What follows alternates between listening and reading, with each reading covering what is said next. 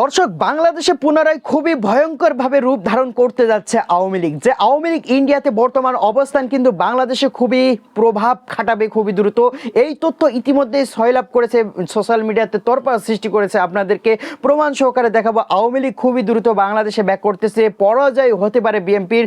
নতুন কিছু বার্তা, যে বার্তা আপনারা ইতিমধ্যে সোশ্যাল মিডিয়াতে এখনো শোনেননি, আপনাদের প্রমাণ সহকারে দেখাবো। শেখ হাসিনা বাংলাদেশে চলে আসার একটু সম্ভাবনা রয়েছে, কারণ কিনা বাংলাদেশে জুলাই যারা ছিল এবং গণভোটকে বাংলাদেশের বিএনপি সরকার তারা বর্তমান রয়েছে তারা কিন্তু না বলেছে এবং এর জন্য গাদ্দারি করেছে। পুনরায় বাংলাদেশে একটি জুলাই হতে পারে, যে জুলাইতে আওয়ামী লীগ আসবে।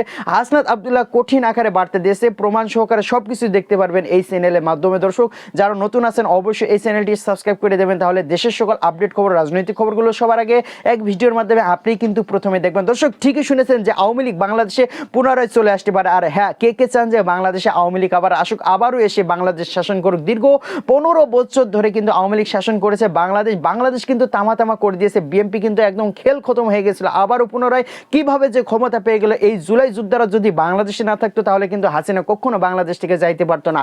যাওয়ার 3 দিন আগেও কিন্তু জানতো না যে বাংলাদেশ ত্যাগ করে তাকে ইন্ডিয়া যে বসে থাকতে হবে, কিন্তু এটা ভাগ্যের নির্মম পরিহাস, এটা ঘটে গেছে। আবার এমনও হতে পারে বিএনপিকেও দেখা যাচ্ছে তারাও না জানতে পারে কখন ক্ষমতা থেকে চলে যাবে। বাংলার জনগণ কিন্তু জেনে গেছে কিভাবে একটা সরকারকে বসাইতে হবে, কিভাবে হটাইতে হবে।